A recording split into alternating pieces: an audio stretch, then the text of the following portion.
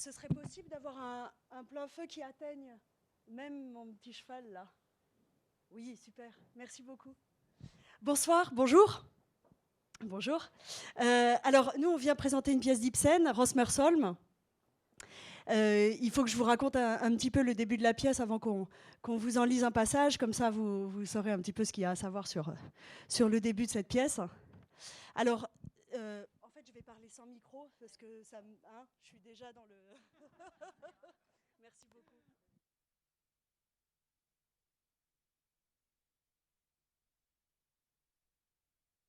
Du 19e siècle. Mais ce qu'il faut savoir, c'est qu'il y a un bouleversement absolument apocalyptique qui se passe à ce moment-là en Norvège et sur toute l'Europe. C'est le bouleversement socialiste. Il y a un vent révolutionnaire qui souffle sur toute l'Europe et la Norvège n'est pas épargnée, puisque au moment où la pièce démarre, comme je vous le racontais, les socialistes viennent de remporter une victoire triomphale au Parlement, et même le roi a été obligé, pour la première fois dans toute l'histoire de la Norvège, de nommer un gouvernement de gauche. Donc c'est dans ce contexte que Ibsen écrit sa pièce Rosmersholm, qui se passe exactement dans ce moment-là, d'apocalypse révolutionnaire. Et il écrit que cet orage, cet ouragan, atteint même un lieu qu'il appelle Rosmersholm, qui est le domaine familial de la famille des Rosmersholm, et qui a été jusqu'ici un bastion du conservatisme. Et quand je dis jusqu'ici, c'est parce que depuis un an à peu près, le pasteur de Rosmersholm a quitté sa charge de pasteur et il a commencé à s'intéresser aux idées nouvelles. Et ça, ses amis conservateurs de la ville ne le savent pas. Donc le pasteur Rosmer, c'est mon camarade Brontis Jodorowsky qui dira ça. Son ami beau-frère, le proviseur Kroll, Marc Brunet, alors Kroll, lui, c'est vraiment un conservateur bien enraciné dans ses convictions. Et alors lui, il est en train de vivre un véritable mai 68 chez lui, puisque dans son lycée, les étudiants commencent à se révolter. C'est vraiment, il faut imaginer, c'est cette époque-là. Et alors, même chez lui, ses enfants se mettent à se révolter, à se rebeller. Et alors, comble d'horreur, sa femme, parce que les femmes, hein, on ne s'assoit même pas à table, on apporte les plats, on est toujours d'accord avec le mari. Bon, ben, comble d'horreur, sa femme même n'est plus d'accord avec lui. Donc lui, il est absolument désespéré et il vient voir son ami Rosmer pour lui demander de l'aide et s'engager dans la bataille politique qui s'engage. Il y a un troisième personnage dans cette maison, c'est Rebecca, qui est une jeune femme qui était venue il y a quelques années avant comme garde-malade de la femme de Rosmer, Beate. Et cette femme s'est suicidée il y a un an, mais Rebecca est restée dans la maison, c'est elle qui s'occupe de la maison, quoi. Et Madame Elseth, la gouvernante, Dominique Jaïr, ici présente, la gouvernante qui, elle, est très superstitieuse. Alors elle, depuis quelque temps, elle croit voir rôder autour de la maison des chevaux blancs. Alors les chevaux blancs, dans la mythologie, dans la superstition, on imagine que ce sont les messagers de l'au-delà, qu'ils viennent hanter les vivants, que ce sont les morts qui reviennent hanter les vivants. Donc elle voit des chevaux blancs et elle croit que quelque chose de terrible est en train de se produire, ou va se produire. Voilà. Alors il faut imaginer, avant de commencer, il faut imaginer un peu l'espace. Alors dans l'espace, je ne les ai pas amenés parce que ça aurait fait un peu de... Mais il y a des portraits partout. On est dans la maison de Rosmersholm, on est dans le salon, et il faut penser qu'il y a des portraits, mais quand je dis partout, c'est comme dans les maisons protestantes, hein. Ils sont tous collés les uns avec les autres, il n'y a pas un espace libre, il y en a même au plafond, et c'est les portraits de qui? Des ancêtres, de tous les ancêtres de Rosmer, et qui sont tous des pasteurs, des notables, des militaires, des gens très bien. Et donc, ils passent leur temps, ils sont partout sur les murs, et puis ils regardent ce qui se passe chez eux. Donc en fait, cette maison, il faut imaginer, c'est comme un tombeau érigé à tous ces gens-là, à tous ces morts. Et puis il y a la femme de Rosmer, Beate, qui est morte un an avant, mais on en entend parler. Donc elle est aussi dans cette maison. C'est la maison hantée de Psychose d'Hitchcock. Hein. C'est une maison qui est hantée. Et alors, voilà. Donc ça, c'est pour vous représenter un peu le décor. Et donc, on va lire un passage qui est à la fin de l'acte 1. Il y a 4 actes. Et il faut savoir pour ça 2 choses. Donc Kroll est venu demander son aide à Rosmer, ne sachant pas que Rosmer avait peut-être changé d'opinion. Et Et Rosmer a refusé, mais il n'a pas dit pourquoi. Ils ont rencontré quelqu'un ici. Et ce qui s'est surtout passé, c'est Brendel. Ce qui se passe surtout au moment où la scène commence, c'est qu'il y a eu un type incroyable qui est passé par là comme un ouragan à travers cette maison. Une scène très brève mais flamboyante, une sorte de vagabond visionnaire qui était le précepteur de Rosmer quand il était petit, que Rosmer n'a pas vu depuis des décennies. On se demandait ce qu'il était devenu, on croit qu'il est allé en prison, on croit d'autres croient qu'il est devenu acteur, d'autres croient qu'il est mort. Enfin, c'est un personnage mythique. Et il arrive dans cette maison pour dire « J'ai décidé de descendre de ma montagne et de m'engager dans la bataille. Et moi aussi de participer à cette nouvelle ère, ces temps nouveaux qui commencent de fraternité universelle. » Donc ce type, fantasque et en même temps extraordinaire, vient de passer dans cette maison pour dire « Voilà, ça y est, je vais parler au peuple et je m'engage dans la bataille. » Et donc, Brendel est sorti et Rosmer et Kroll se retrouvent seuls dans la maison. Bonté divine. Oh, oh. Voilà donc cet Ulrich Brendel dont les gens disaient qu'il allait devenir un grand homme. Il a eu le courage de vivre, en tout cas sa vie à sa guise. Ce n'est déjà pas rien. Comment? Une vie comme la sienne? Je ne suis pas loin de croire qu'il est de taille à bouleverser tes idées, encore une fois. Oh non. Maintenant, je suis sûr de mes convictions. Je l'espère bien, mon cher Rosmer. Car tu es si réceptif à ce qui t'impressionne. Asseyons-nous, j'ai à te parler. Volontiers.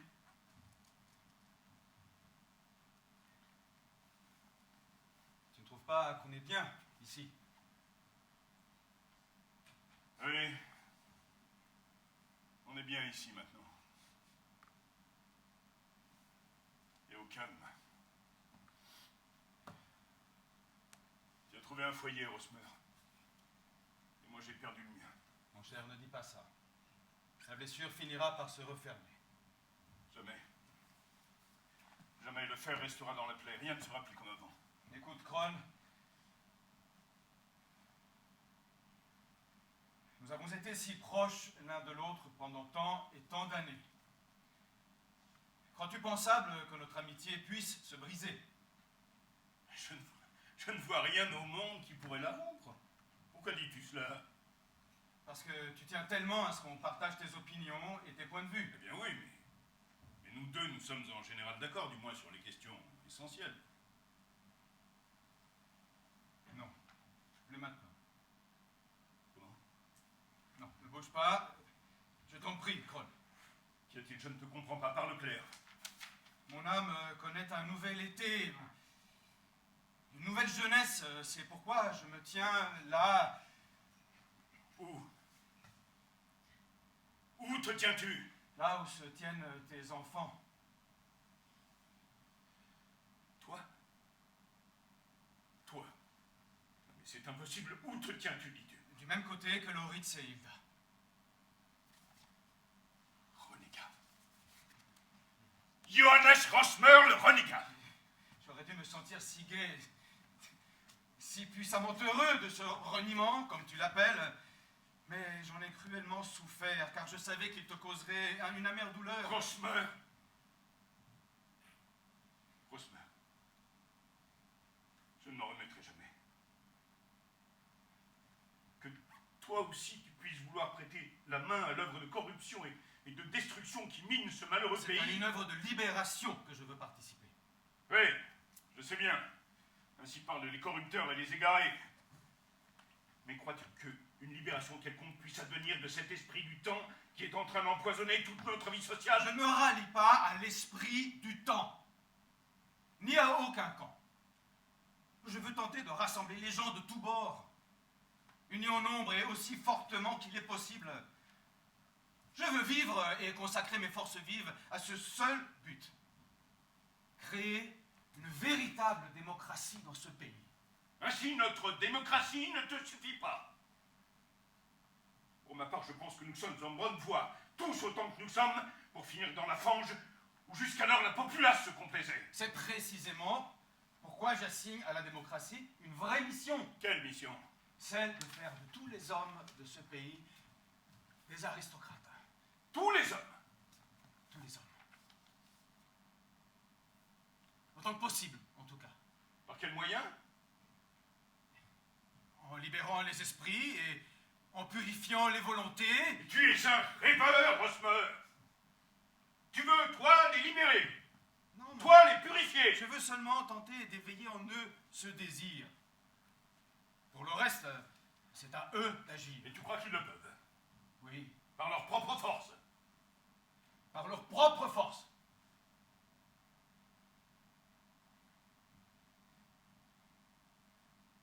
Il n'en existe pas d'autre.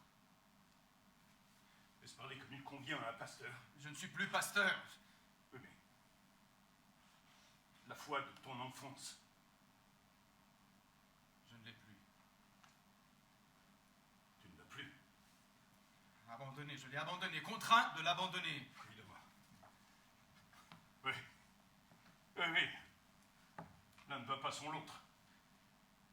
C'est pour cela que tu as quitté l'Église. Oui. Quand j'ai vu clair en moi-même, quand j'ai su avec certitude que ce n'était pas qu'un scrupule passager et que je ne pourrais ni ne voudrais plus jamais y revenir, alors je suis parti. Cela fermentait en toi depuis si longtemps. Et nous, tes amis, n'en avons rien su. Rosmer, comment as-tu pu nous cacher la triste vérité? J'ai pensé que cela ne regardait que moi. Et je ne voulais pas te causer, ni à toi, ni aux autres amis, une peine inutile. Je pensais pouvoir continuer à vivre ici comme avant, tranquille et heureux. Je voulais me plonger dans tous ces ouvrages qui, jusqu'alors, avaient été pour moi des livres interdits, véritablement m'imprégner de ce monde immense de liberté et de vérité qui m'était révélé. Oh, Lucas, chaque mot que tu dis l'atteste. Mais pourquoi finalement proclamer ton reniement caché? Et pourquoi précisément maintenant? C'est toi qui m'y as forcé, Kroll. Moi? Je t'ai forcé. Lorsqu'on m'a parlé de ta violence dans les réunions publiques, lorsque j'ai lu les discours haineux que tu y tenais, les attaques virulentes contre ceux de l'autre bord, avec quel mépris tu condamnais tes adversaires. Oh, Kroll, que tu en sois arrivé là. Mon devoir s'est imposé. La lutte engagée rend les hommes méchants. Il faut apaiser les esprits, leur apporter la joie, les réconcilier. C'est pourquoi je m'avance et proclame ouvertement qui je suis. Et puis je veux prouver mes forces, moi aussi. Ne pourrais-tu pas, de ton côté, y contribuer, Kroll? Jamais je ne pactiserai avec les forces destructrices de la société. Alors, puisqu'il faut se battre, battons-nous avec des armes nobles. Celui qui n'est pas avec moi quand l'essentiel est en jeu, celui-là je ne le connais plus, et je ne lui dois aucun égard. Cela vaut aussi pour moi. C'est toi-même qui as rompu, Rosmer. C'est donc une rupture. Oui, une rupture, avec tous ceux qui jusqu'ici étaient proches de toi. À toi d'en subir les conséquences. Nous pouvons passer à table. Je vous en prie, proviseur. Bonsoir, mademoiselle West. Je n'ai plus rien à faire ici. Qu'y a-t-il? Vous avez parlé? Il sait tout. Nous n'allons pas te lâcher, Rosmer. Nous te forcerons à revenir parmi nous. Je n'y reviendrai jamais plus. Mais nous verrons. Tu n'es pas homme à supporter de rester seul. Je resterai nullement seul. Nous sommes deux à partager la solitude ici. Ah. Cela aussi. Les paroles de Béate. Béate. Non. Non, c'était méchant, pardonne-moi. Quoi? Comment? N'en parlons plus, pardonne-moi. Adieu. Kroll, ça ne peut pas terminer comme ça entre nous. Demain, je viendrai te voir. Ne mets plus jamais les pieds chez moi!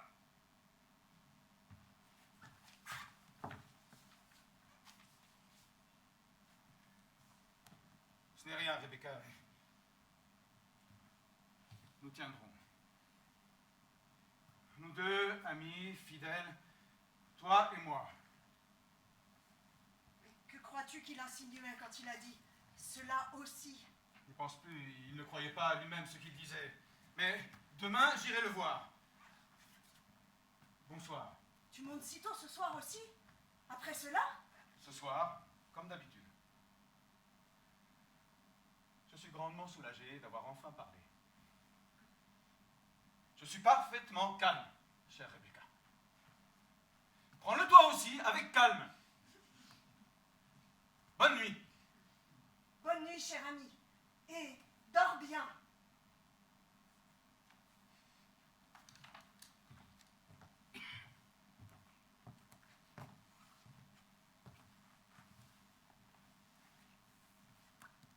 Vous pouvez débarrasser la table, Madame Elsette.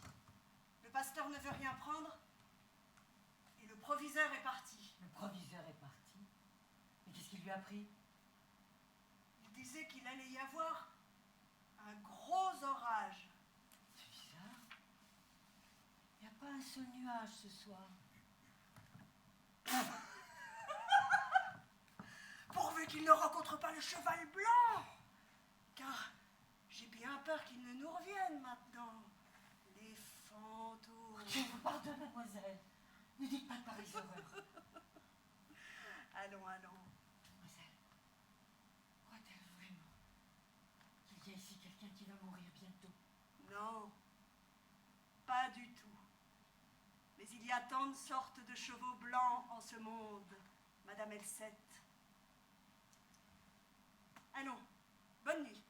Je vais me coucher. Bonne nuit, mademoiselle.